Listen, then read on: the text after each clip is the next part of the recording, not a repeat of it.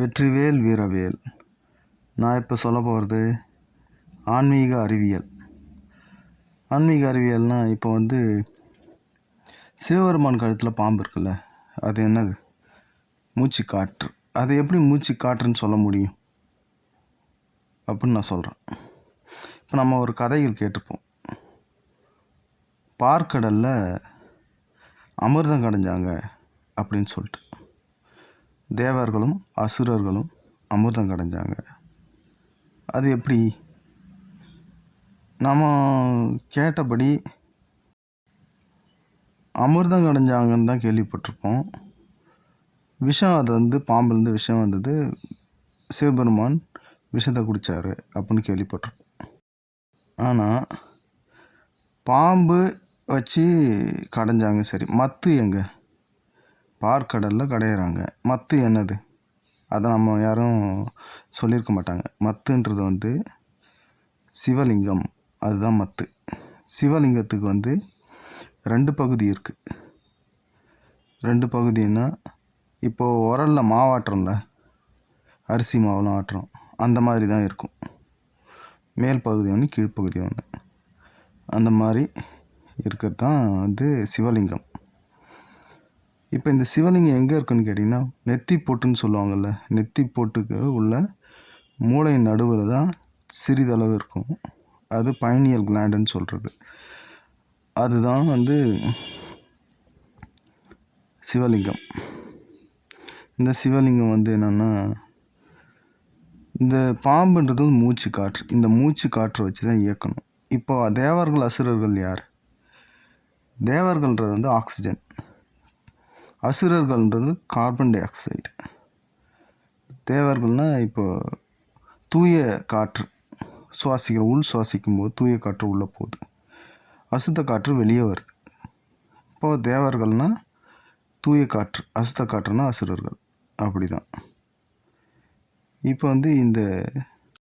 இதை கடையும் போது இப்போ மூளையில் தான் அந்த சிவலிங்கம் இருக்குது. இது இந்த மூச்சு காற்றோட தொடர்புடையது.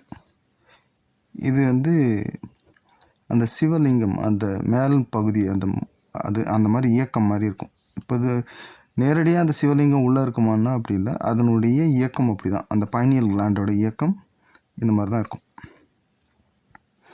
இப்போ இப்படி இயக்கிறதன் மூலமாக அமிர்தம் அதில் சுரக்க ஆரம்பிக்கும். இதுதான் அமிர்தம் கடையிறது, பார்க்கடல்ன்றது சொல்கிறது. அப்போது சிவபெருமான் கழுத்தில் இருக்கிற பாம்பு பாம்பு கிடையாது, மூச்சு காற்று. அதுலேருந்து விஷயம் வருதுன்னு எப்படின்னா, அதில் நம்ம ஜீரண கோளாறு ஒரு 11 வருஷம் 12 வருஷம் முயற்சி பண்ணுறோம். அதில் 11 12 லாஸ்ட்டு 2 வருஷம் ஜீரண கோளாறு ஏற்படும். அந்த மாதிரி. இப்போது சிவபெருமான் பார்த்திங்கன்னா, சிவன் பாதி சக்தி பாதின்னு சொல்லியிருப்பாங்க. சிவன் பாதி சக்தி பாதினா எப்படி? இந்த பிரபஞ்சம் ஆண் சக்தியே பாதியாகவும் பெண் சக்தி பாதியாகவும் தான் இருக்குது. அதை உணர்த்துகிற விதமாக தான் அப்படி போட்டிருப்பாங்க. இப்போ அதே போல் சிவன் சிவபெருமான் எல்லாரும் ஆண்களுக்கும் பெண்களுக்கும் சரியான முக்கியத்துவம் அளிக்கிறவர். அதை உணர்த்துகிற விதமாகவும் இருக்குது. அப்புறம் கங்கை, தலைக்கு மேலே கங்கை ஓடுறத நம்ம கங்கை நதி இருக்கிறதா சொல்லுவாங்க.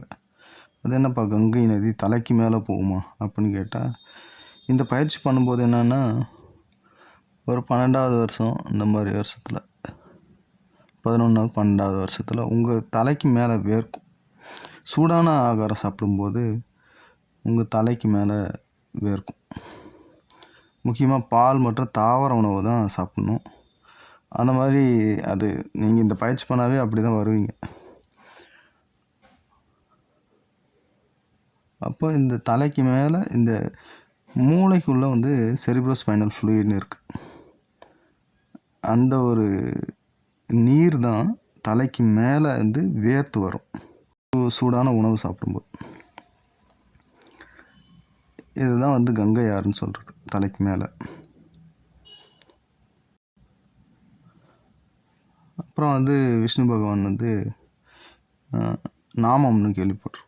அதுனா நாமம் விஷ்ணு பகவானுடைய நாமம்னா இப்போ 100 டிகிரி கொதிநிலை. இப்போ தண்ணியை சூடாக்குனீங்கன்னா கொதித்து மேலே போகும், ஆவியாகும். அது மாற்றம் அடைஞ்சிக்கிட்டே வரும். இப்போ உயிர், மனம், உடல் இதெல்லாம் மாற்றம் அடைஞ்சிக்கிட்டே வரும். அப்போது 1வது வருஷத்துலேருந்து சரியாக 12 வருஷம் வரைக்குமே இது மாற்றம் அடைஞ்சிக்கிட்டே வரும். உயிர், மனம், உடல் இதெல்லாம் மாற்றம் அடைகிறது தான் நாமம். பட்டை, சிவபெருமான் பட்டைன்னா மாற்றம் அடையாத நிலை, உறைநிலை, -100 டிகிரி செல்சியஸ். நீர் -100 டிகிரி செல்சியஸில் இருக்கும்போது அது பனிக்கட்டியாக மாறிடும். அப்போ அதில் இருக்கிற நீர் மூலக்கூறுகள் எங்கேயும் அசையாத இருக்கும். அதுதான் இந்த பட்டைன்னு சொல்கிறது. இப்போ உடல், மனம், உயிர் எதுவும் ஆழ்ந்த அமைதியாயிடும். 12வது வருஷத்தில் இது முடியும். இப்போ இந்த நாமமும் பட்டையும் சேர்ந்தாதான் இந்த 12 வருஷத்தை சரியாக முடிக்க முடியும். அப்போ விஷ்ணு பகவானுடைய அடையாளங்களும் சிவபெருமானுடைய அடையாளங்களும் மொத்தம் சேர்ந்தது தான் இந்த 12 வருஷ பயிற்சி. இப்போ என்னென்னா, எல்லாருமே எல்லா கடவுளுமே தூய உள்ளம், உடல், மனம், உயிர் எல்லாமே தூய்மையாக இருக்கும். எல்லா கடவுள்களுக்கும் நீங்கள் எந்த மதத்து கடவுள் எடுத்தாலும் இந்த 3 தூய்மையாக இருக்கிறவங்க தான் கடவுளாக இருப்பாங்க. அவங்க தான் ஒளி உடல் பெற்றவங்களாக இருப்பாங்க. அப்போ இந்த பாம்பு, எலி, அப்புறம் யானை, விலங்குகள் எதுவுமே கடவுளுக்கும் சம்மந்தமே கிடையாது. விலங்குகள் கடவுளாக மாற முடியாது. தெளிவான விளக்கம்.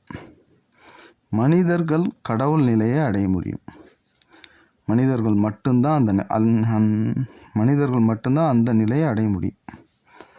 விலங்குகளால் முடியாது. விலங்குகளை வழிபடுவதை முற்றிலும் தவிர்ப்பது நல்லது. ஏன்னா அது விலங்குகளுக்கும் கடவுள் நிலைக்கும் சம்மந்தமே கிடையாது. இப்போ பார்த்தீங்கன்னா, விநாயகர் அழுக்குனால செஞ்சுருப்பாங்க. இப்போ அதிலே தெரிஞ்சு போயிடுச்சு, அழுக்குனால செஞ்சவங்க எப்படி கடவுளாக முடியும். இன்னொன்று, தலையை வெட்டி யானை தலையை வச்சுருப்பாங்க. இப்போ யானை தலையிலேருந்து ஒரு மனுஷ உடம்புனா அப்போ யானை மூளை தானே வேலை செய்யும், மனுஷ மூளை எப்படி வேலை செய்யும்? அது மட்டும் இல்லாமல் எலி தான் வாகனம். எலி எங்கே போகும்? எலி வலைக்குள்ளே தான் போயிருக்கும். இப்போது வலைக்குள்ளே போய் பதுங்கிக்கிறாங்களான்னு. இப்போது அதே மாதிரி விநாயகர் சதுர்த்தி கொண்டாடுறாங்க. இப்போ எடுத்துன்னு போய் தண்ணியில் கரைச்சிட்றாங்க. அது அப்படி கிடையாது. விநாயகர் சதுர்த்தி கொண்டாடுறது இருக்கிற விநாயகர் சிலையெல்லாம் தூக்கிட்டு போயிட்டு தண்ணியில் போட்டு அதுக்கப்புறம் விநாயகரை கும்பிடாமே விட்டணும். அதாவது அந்த நாள் அறியாமை விலகும் நாள்.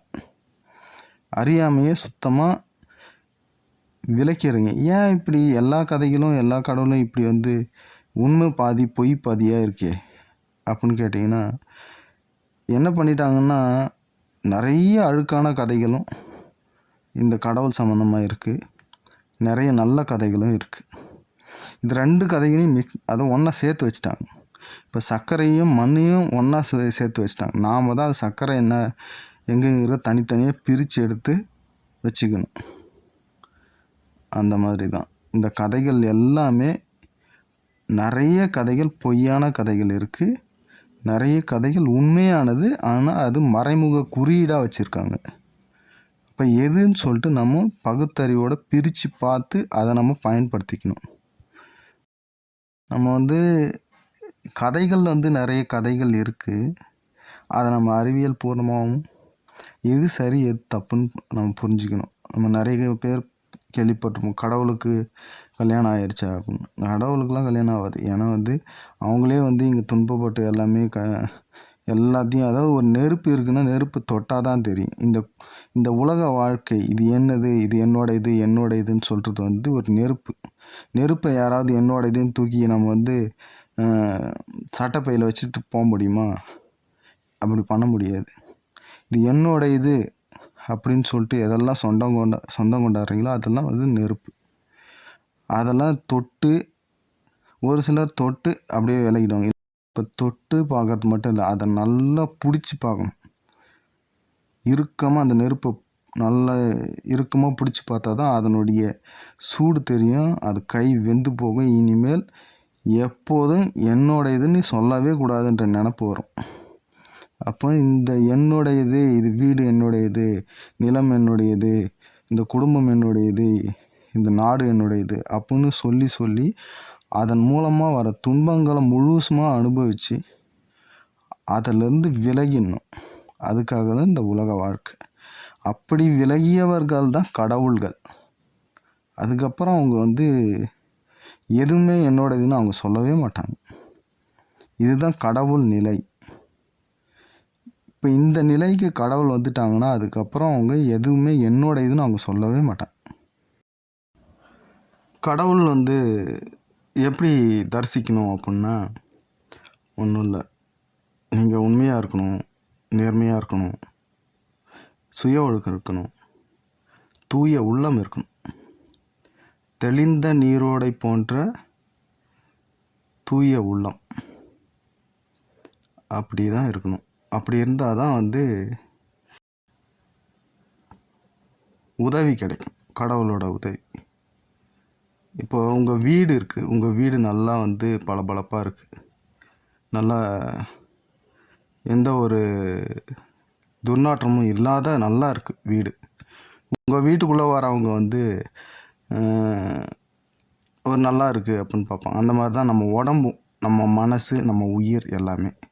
கடவுள் நம்மக்கிட்ட வரணுன்னா அப்போ நாம் என்ன பண்ணணும்? நம்ம உடம்பையும் உயிரையும் மனசையும் தூய்மையாக வச்சுருக்கணும். அப்போ தான் வருவாங்க. மற்றபடி நீங்கள் சாமி கும்பிட்ணுன்னா அவங்க ஃபோட்டோவை ஃபோனில் வச்சுட்டு பார்த்து சாமி கும்பிட்டாவே போதுமானது தான். வெற்றிவேல் வீரவேல்.